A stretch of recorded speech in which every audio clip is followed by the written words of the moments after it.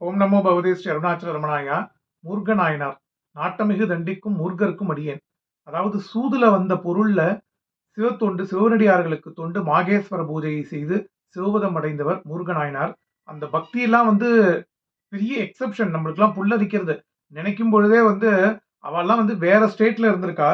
பெரிய புராணத்துல சொல்றா அழகா, "சூதினில் வென்ற எய்து பொருள் துரிசு அற்ற நல் உணர்வில் தீது அகல அமுது ஆக்குவார் கொள்ளத்தாம் தீண்டார் காதலுடன் அடியார்கள் அமுது செய்ய கடைப்பந்தி ஏதம் இலா வகைத்தாமும் அமுது செய்து அங்கு இருக்கும் நாள் நாதன் தன் அடியாருக்கு நல்லடிசில் நாள்தோறும் ஆதரவினால் அமுது செய்வித்து அங்கு அருளாலே ஏதங்கள் போய் அகலை உலகை விட்டு அதன் பின் பூதங்கள் இசை பாடாடுவார் புறம்புக்கார்."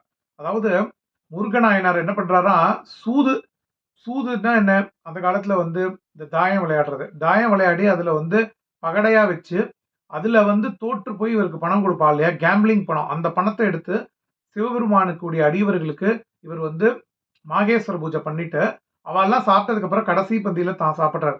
இப்படியே சிவத்தொண்டு ஆற்றி அதுக்கப்புறம் பூதங்கள் இசைபாட ஆடுவார் புறம்புக்கார். அதுக்கப்புறம் சிவகதியை அடைஞ்சிட்டார். இப்படியே சிவபதத்துல தொண்டுல இருந்தே.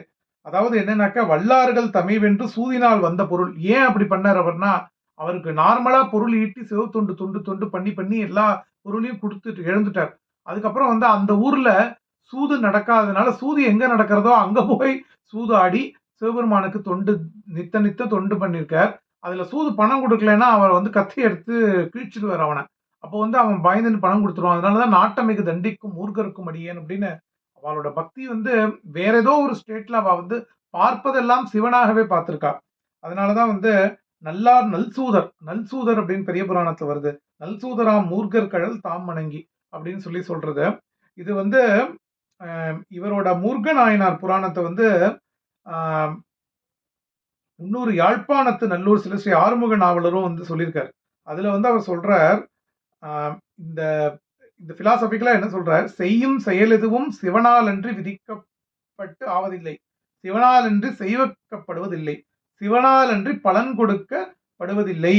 அப்படிங்கிறதுனாலதான் உலகினில் செயலெல்லாம் உன்விதியே நீயே உன்னின்றும் செய்வித்தும் செய்கின்றாய் என்றும் நிலவுவதோர் செயலெனக்கின்றும் செயலே என்றும் நினைவாருக்கு வினைகள் எல்லாம் நீங்கும் காணே அப்படிங்கிற ஒரு சைவ சித்தாந்த கூறுபடி சிவபெருமான் தான் செய்யும் செயல் எல்லாத்தையும் சிவனால் அன்றி யாருமே செய்ய முடியாது, எல்லாமே சிவன் செயல். அப்படிங்கிறதுனால இதெல்லாம் அந்த ஒரு ஹையஸ்ட் ஸ்டேட்ல அவளோட டிவோஷனை புரிஞ்சுக்கணும் அப்படின்னு சொல்லி அவரும் இததான் சொல்லியிருக்கார். அதாவது திருவேற்காட்டுல தொண்டை நாட்டுல வாழ்ந்த மூர்க்க நாயனார், அவருடைய குரு பூஜை கூட இப்ப வந்தது இந்த வாரம்.